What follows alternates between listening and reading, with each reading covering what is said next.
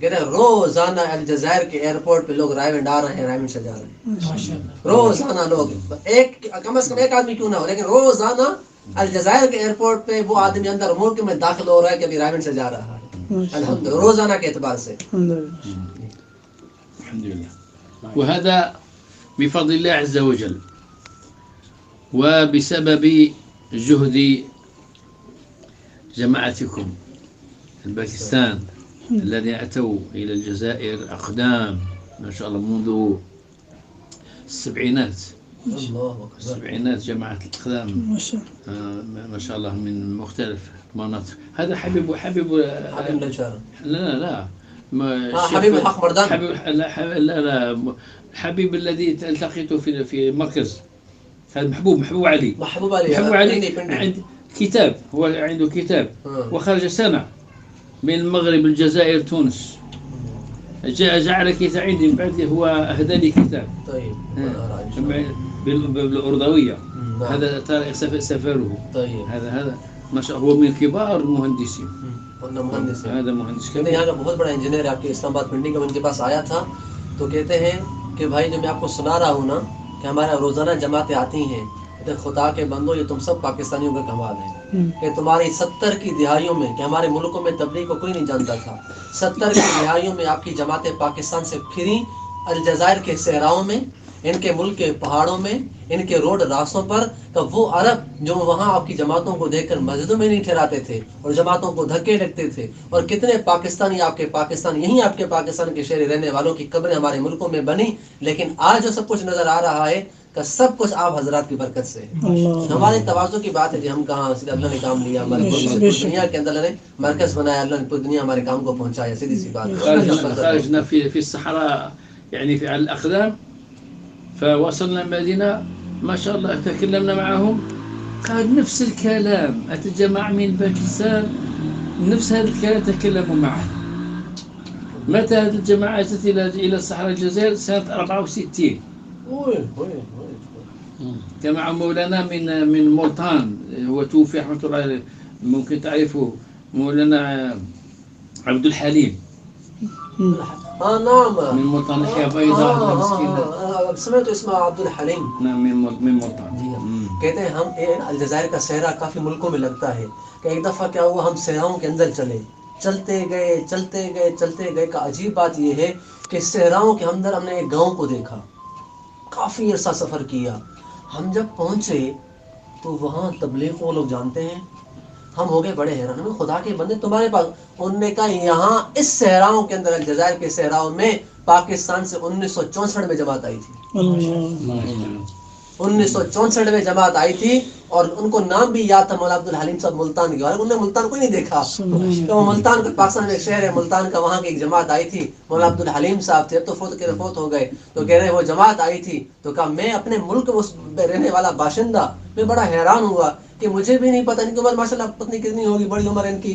کہا میں وہاں جب پہنچا تو میں اتنا حیران کہ یہی بات جو میں آپ سے کر رہا ہوں نا کہ آپ حضرات کی محنت، وہ بھی یہی بات کر رہے تھے کہ جی سب کچھ پاکستان والوں کا عمل پر ان کا کیے کرایا ہے، باقی تو کچھ بھی ہمارے پاس نہیں.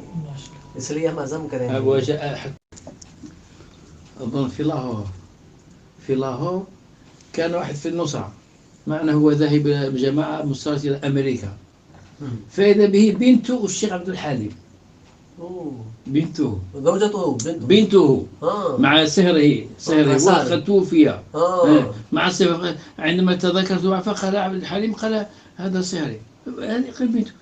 قلت للمستورات أن هذه البنت أبوها هو أتى إلى غرداية، هو كان سبب هذا الجزء في غرداية، الآن ترى بنته.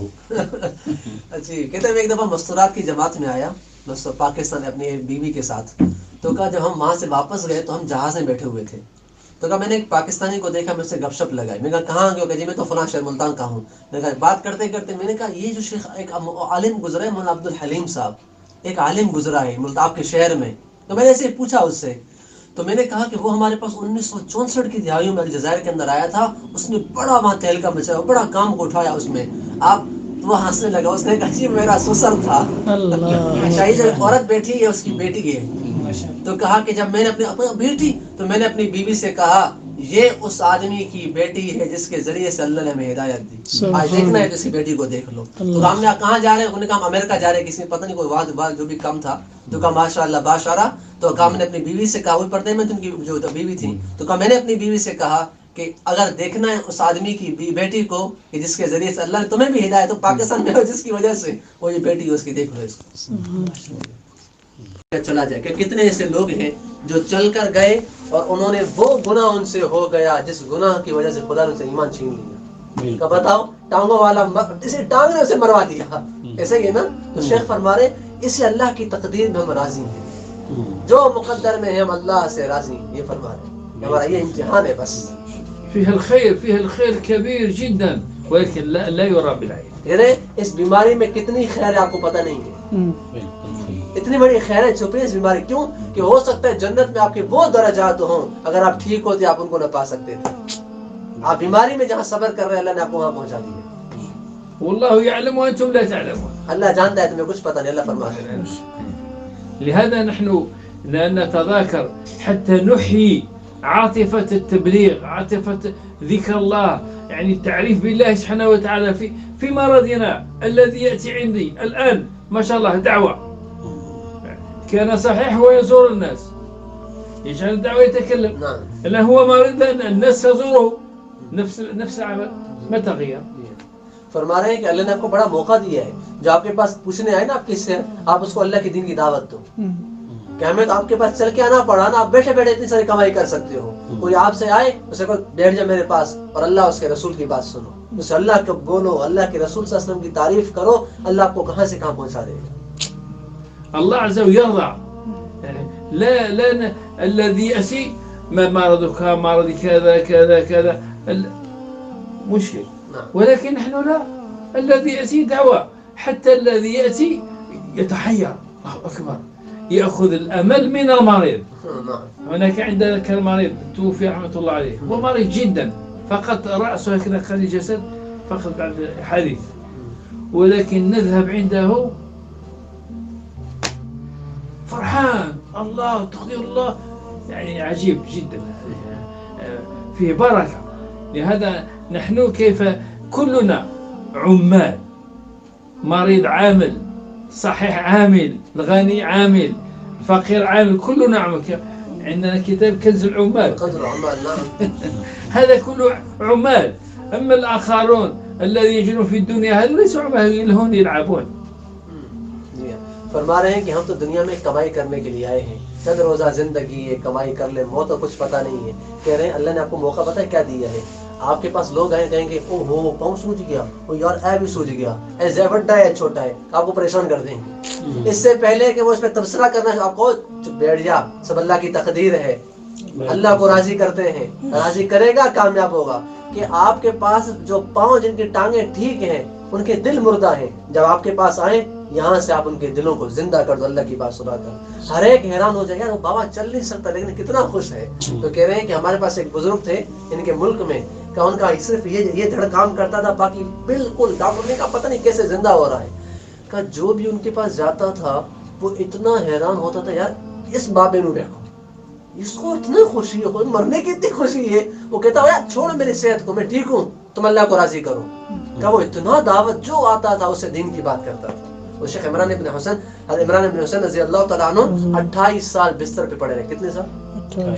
28 سال. وہ مرض کیا تھا؟ بواسیر کی بیماری تھی. اور عمران ابن حسین رضی اللہ تعالیٰ عنہ صحابی تھے. 28 سال, لیکن جو بھی ان کے پاس آتا تھا ان کا چہرہ سورج کی طرح چمکتا تھا. کسی نے پوچھا حضرت آپ کا چہرہ کیوں چمکتا ہے؟ کہ میں اس بیماری پہ اللہ سے راضی ہوں. 28 سال سے بستر پہ پڑے رہے کہ اللہ سے راضی. اور کہا جب میں راضی ہوں تو فرشتے میرے پاس آتے ہیں, مجھے نظر آتے ہیں, مجھ سے مسافر کرتے ہیں.